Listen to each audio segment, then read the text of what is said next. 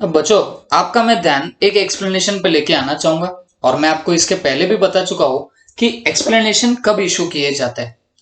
तो जब किसी सेक्शन की वर्डिंग क्लैरिफाइड ना हो तो फिर इशू किया जाता है हमेशा explanation.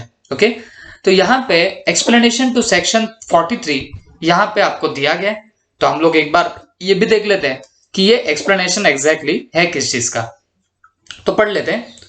Nothing in this section shall prevent a surety from recovery from his principal payment made by the surety on behalf of the principal or entitle the principal to recover anything from the surety on account of payment made by the principal. Okay, ये wording देख के ऐसे तो नहीं समझेगा, लेकिन आप आराम आराम से पढ़ोगे तो जरूर दिमाग में आएगा।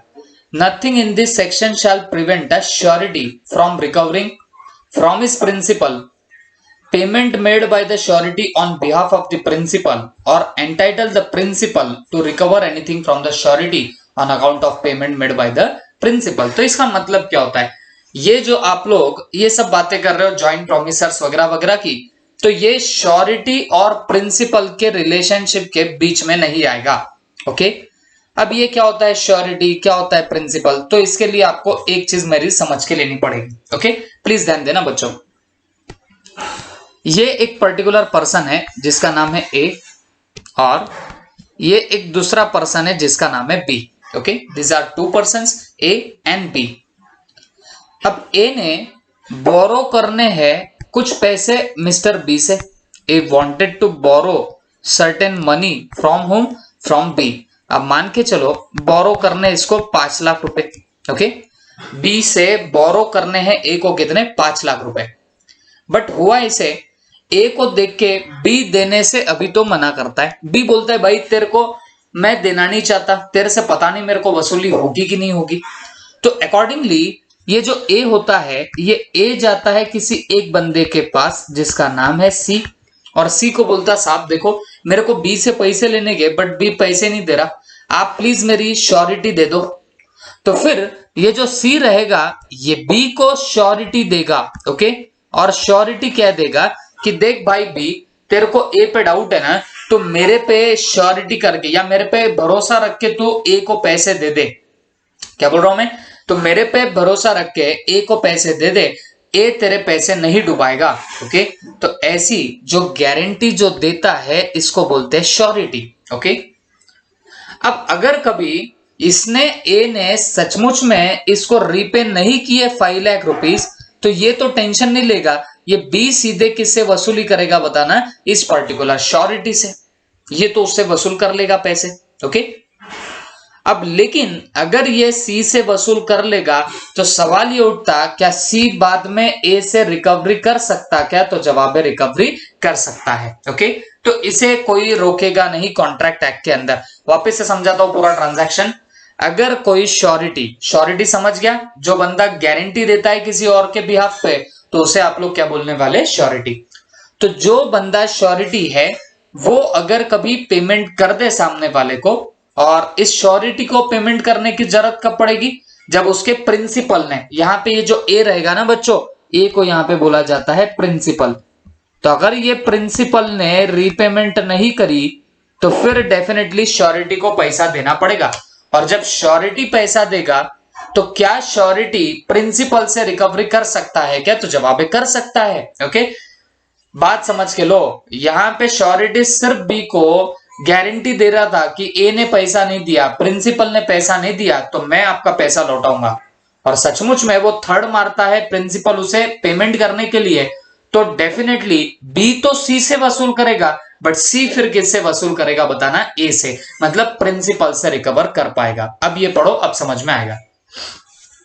Nothing in this section shall prevent a surety, मतलब इस सेक्शन का कभी भी प्रिवेंशन नहीं आएगा किसके ऊपर, श्योरिटी के ऊपर, फ्रॉम रिकवरिंग फ्रॉम इस प्रिंसिपल, उसके प्रिंसिपल से वसूल करने के लिए। ये देखो ये प्रिंसिपल हो गया। ओके, तो ये प्रिंसिपल से वसूल करने के लिए ये सेक्शन कभी रोकेगा नहीं।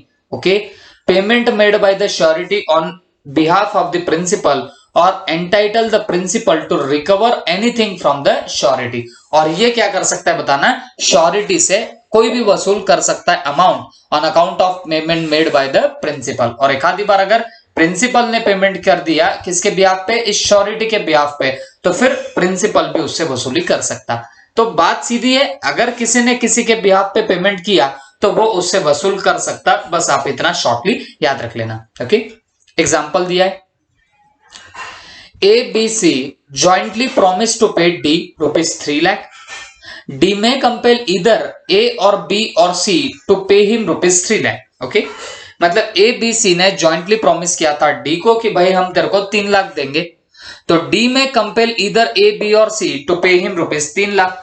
तो इनमें से कोई भी, मतलब D क्या कर सकता है, किसी को भी पकड़ सकता है, जैसे मैंने शायद आपको एग्जाम्पल में बताया भी था। ओके, ये देखो, ये एग्जाम्पल में आपको बताया भी था कि अगर मान के चलो A, B, C इन तीनों ने अगर पैसे देने थे, किसको बताना, आपके मिस्टर डी को, तो इसमें से अगर कोई एक को भी पकड़ना है तो डी किसी को भी पकड़ सकता है। जैसे इस एग्जांपल में डी ने पकड़ा किसको, ए को पकड़ लिया, तो क्या ए को पूरे 3 लाख देने पड़ेंगे, तो जवाब है देने पड़ेंगे। ओके, हाँ, लेकिन क्या वो ए, बी और सी से बाद में वसूली कर सकता है क्या, तो वसूल तो कर सकता है। ओके, तो देखो वही बोला है, A, B, C jointly promise to pay D 3 lakh. D में कंपेल इधर A और B और C, ये किसी पे भी क्या कर सकता है, कंपल्शन डाल सकता है कि भाई तू मेरा पैसा निकाल के देना। Okay, A, B, C are under a joint promise to pay D ₹3 lakh. अब ये दूसरा एग्जांपल है जहां A, B, C को पैसे देने थे D को, कितने बताना, 3 lakh. C is unable to pay anything, A is compelled to pay the whole. Okay, अब सी अगर अनेबल हो गया टू पे एनीथिंग, मतलब वो पैसे दे ही नहीं पाएगा, ऐसी सिचुएशन आ गई, जैसे मैंने आपको बताया था, लेट्स से इंसॉल्वेंट हो गया सी, तो ऐसे केस में क्या होगा बच्चों, ऐसे केस में वो क्या कर सकता है बताना, कंपेल कर सकता है, या जो बाकी के बंदे रहेंगे उनको वो सारी परफॉर्मेंस करनी पड़ेगी। ओके, अब बच्चों यहाँ पे यही बात बोली है, ए बी सी अगर ज्वाइंट प्रॉमिस कर रहे हैं डी को 3 लाख रुपए देने के लिए और सी उसमें अनेबल हो जाता है, जैसे मैंने इसके पहले आपको बोला था कि लेट्स से उसमें से कोई एक बंदा इंसॉल्वेंट हो जाता, ओके, तो वो अनेबल होगा पे आउट करने के लिए। तो जब कोई एक बंदे की इनएबिलिटी होती है पे आउट करने के लिए, तो जो बाकी के लोग होंगे ना, तो उन्हें अपना परफॉर्मेंस करना पड़ेगा। ओके, तो जैसे मैंने आपको बताया कि यहाँ पे इस एग्जाम्पल में अगर सपोज सी इंसॉल्वेंट हो जाता है, मैंने जैसे यहाँ पे बताया अगर सी गेट इंसॉल्वेंट, तो फिर ये जो आपका ए और बी रहेगा, इनको ये 3 लाख की भरपाई करनी पड़ेगी, इनको दोनों को मिलकर फिर 3 लाख देना पड़ेगा। कहा उन्हें 1 लाख रुपीस देना था और कहा फिर बाद में उनको 1.5 लाख उन्हें देना पड़ेगा। ओके, आई होप सबको समझ में आया होगा। आगे, we thus observe that the effect of section 43 is to make the liability in the event of joint contract both joint and several। तो हमने फिर इतना देख के रखा है कि भाई यहाँ पे जो लाइबिलिटी आएंगी वो जॉइंट एंड सेवरल लाइबिलिटी आने लग जाती है। ओके, तो जो भी आपकी लाइबिलिटी है वो कैसे रहेगी, joint and several. In so far as the promisee में in the absence of contract to the contrary compel anyone or more of the joint promisor to perform the whole of the promise। okay, तो फिर इतना हमने देखा कि भाई वैसे तो जॉइंटली लाइबिलिटी आती है सबकी, सारे प्रोमिसर्स की, लेकिन अगर प्रोमिसी चाहे, मतलब वो अपना बंदा डी चाहे, तो वो कोई एक बंदे के ऊपर भी कंपल्शन ला सकता, कंपेल कर सकता कि भाई तुमने मुझे परफॉर्मेंस करके देना। तो ऐसा कंपल्शन आ जाए, अगर वो कंपेल करे एक पार्टी को, तो उस पार्टी ने परफॉर्मेंस करनी ही रहेगी। Okay, that party has to perform that particular contract. I hope सबके दिमाग में गया होगा। ओके, और अगर किसी एक पार्टी को ही कंपेल किया, अब जैसे मैं आपको यहां पे बता रहा था कि भाई ये जो पर्टिकुलर डी है ना, ये डी ने क्या किया, ये सिर्फ ए को ही पकड़ लिया, ए को बोला भाई निकाल 3 लाख। अब ए को वैसे तो देने थे 1 लाख, बट उससे वो मांग रहा है 3 लाख। तो ऐसे केस में ए दे तो देगा 3 लाख रुपीस, बट वो जो बचे हुए 2 लाख रुपए ना, वो एक्स्ट्रा के जो ए ने पे किए ना, तो वो जरूर रिकवर करेगा इस बी और इस सी से। ओके, आई होप अब दिमाग में आपके गया ही होगा। ओके, उसके बाद effect of release of one of the joint promisors. Okay, अब ये क्या है, तो ये समझने के लिए वापस से पहले हमें डायग्रामेटिक प्रेजेंटेशन समझ के लेना पड़ेगा और उसी के बाद हम लोग कुछ चीजें समझ में ले पाएंगे। ओके, तो अब यहां पे आप लोग वापस से फोकस करो। मान के चलो ये तीन आपके ज्वाइंट प्रोमिसर्स है, ये रहा ए, ये रहा बी और ये रहा C. Okay, these are three joint promisors. अब इन्होंने प्रॉमिस किया था कि ये मिलके मिस्टर डी को क्या करने वाले, 3 लाख रुपए देने वाले। ओके, इन्होंने मिलके प्रॉमिस किया था कि हम मिस्टर डी को कितने देंगे, 3 लाख रुपए देंगे। ओके, जिसमें ए देने वाला है 1 लाख, बी देने वाला है 1 लाख और सी देने वाला है 1 लाख। ये सब डिसाइड हुआ था। ओके, अब मैंने आपको पहले बता दिया, अगर ये डी चाहे तो ये किसी एक का गला दबा सकता, एक को कंपेल कर सकता पूरे के पूरे 3 लाख देने के लिए, और फिर वैसे केस में ए को पूरे 3 लाख देने पड़ेंगे। बट अगर ऐसा हुआ तो फिर ए बाद में डी का और सी का गला दबा के इनसे 1-1 लाख रुपए वसूल कर सकता। ये मैंने आपको समझाया था। आई होप सबको याद भी आ रहा होगा। ओके, बट अब हम लोग इशू चेंज करते हैं। ओके, अब ये इशू आप लोग आराम से सुन के लेना। अब ए बी सी तीनों को 1-1 लाख करके डी को देने कितने थे बताना, 3 लाख रुपए देने थे।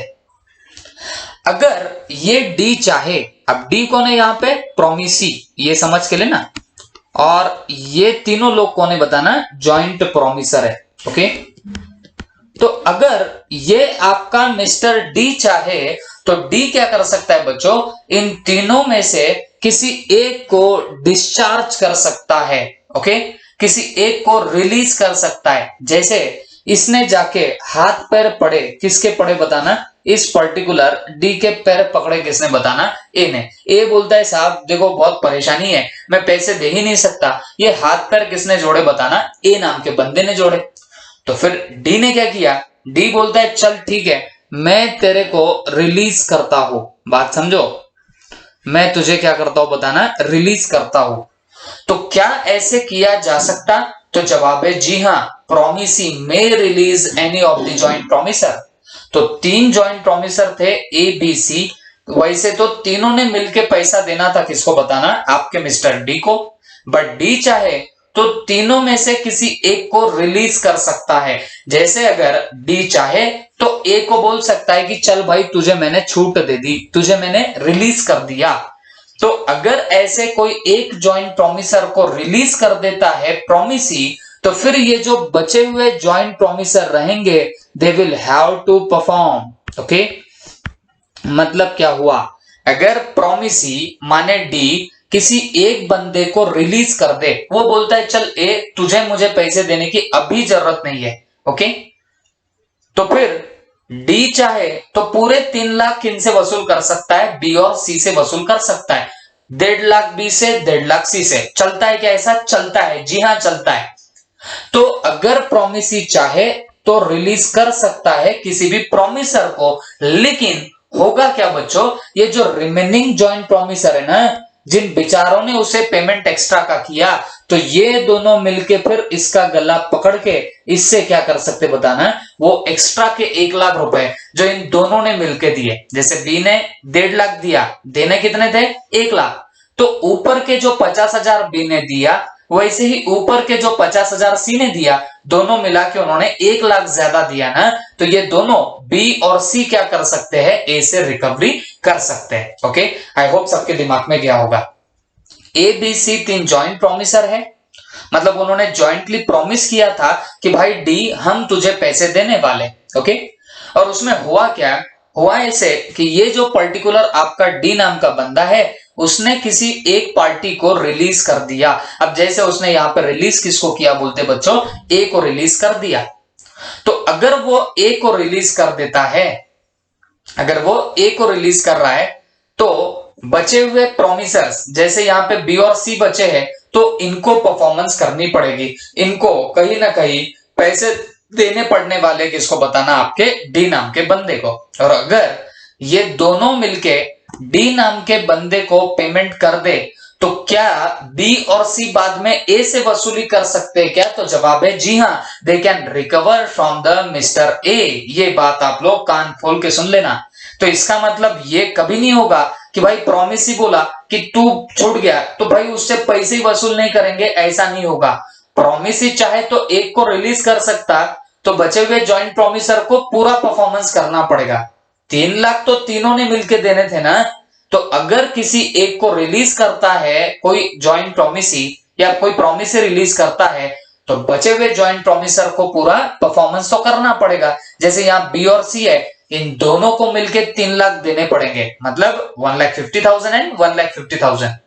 बट अगर इन लोगों ने ऐसा परफॉर्मेंस कर दिया तो ये भी फिर डेफिनेटली क्या कर सकते बताना, ए नाम के बंदे से, उस एक पर्सन से जिसे प्रॉमिसी ने रिलीज किया, उससे भी पैसा वसूल कर सकते हैं। ये बात आप लोग कान खोल के सुन लेना। ओके, अब यहाँ पे और पढ़ते फिर वापस आते डायग्राम में तो और ज्यादा समझ में आएगा। ओके, देखो, the effect of release of one of the joint promisors is dealt with in section 44। मतलब किसी एक जॉइंट प्रॉमिसर को अगर आप लोग क्या कर रहे हो, छोड़ रहे हो, रिलीज कर रहे हो, तो इसका इफेक्ट सेक्शन 44 के अंदर देके रखा हुआ है। ओके, और क्या दिया है, वेयर 2 और more person have made a joint promise. Okay, जब 2 या 2 से ज्यादा लोगों ने जॉइंट प्रॉमिस किया, आप जैसे एग्जांपल में देख रहे हो ए बी सी तीनों ने प्रॉमिस किया, किसको, डी को, तो ये जॉइंट प्रॉमिसर हुए। A release of one of such joint promisor by the promisee, तो प्रॉमिसी अगर इनमें से किसी एक को क्या करता है, रिलीज कर देता है। ओके, अब जैसे प्रॉमिसी ने यहाँ पे ए को रिलीज कर दिया, बोला भाई जान दे, तूने पैर पकड़े ना तो तेरे को मैं इतना घसीटता नहीं हूं। ओके, रिलीज कर दिया उसे। Does not discharge the other joint promiser और जॉइंट प्रॉमिसर। ओके, मतलब एक बंदे को अगर डिस्चार्ज कर दिया, जैसे प्रॉमिसी ने बोला ए चल तू मत दे अभी, तो क्या इसका मतलब ये होता है कि बी और सी को भी देने की जरूरत नहीं है? तो ऐसा नहीं होगा। ये कितना भी भरतनाट्यम कर ले बी और सी मिलके कि भाई ए को छोड़ दिया, हमको क्यों नहीं छोड़ रहे, ये कितना भी कथक करे, भरतनाट्यम करे, कुछ नहीं होगा। ये बात समझ के लेना कि भाई अगर एक को ये रिलीज करता है तो इसका मतलब ये डेफिनेटली नहीं होगा कि आपके बाकी के भी जॉइंट प्रॉमिसर रिलीज हो चुके हैं, ऐसा नहीं होगा। Is that clear? तो इस बात का आप लोग प्रॉपर्ली ख्याल रखना। Neither does it free the joint promisors so released from the responsibility to the other joint promisor, और ना ही उस रिलीज्ड जॉइंट प्रॉमिसर को, रिलीज जॉइंट प्रॉमिसर बोले तो कौन, जिसको इस प्रॉमिसी ने बोला कि भाई तुझे परफॉर्मेंस करने की जरूरत नहीं, ये रिलीज्ड जॉइंट प्रॉमिसर ये अपना ऑब्लिगेशन ए और बी के तहत छूट नहीं सकता, रिलीज नहीं हो सकता। भले उसको प्रॉमिसी ने बोला कि भाई मुझे मत दे, बट ये जो बाकी के जॉइंट प्रॉमिसर है ना, वो डेफिनेटली उससे क्या कर सकते हैं, वसूली कर सकते हैं। ये चीज का आप लोग प्रॉपर ख्याल रखना।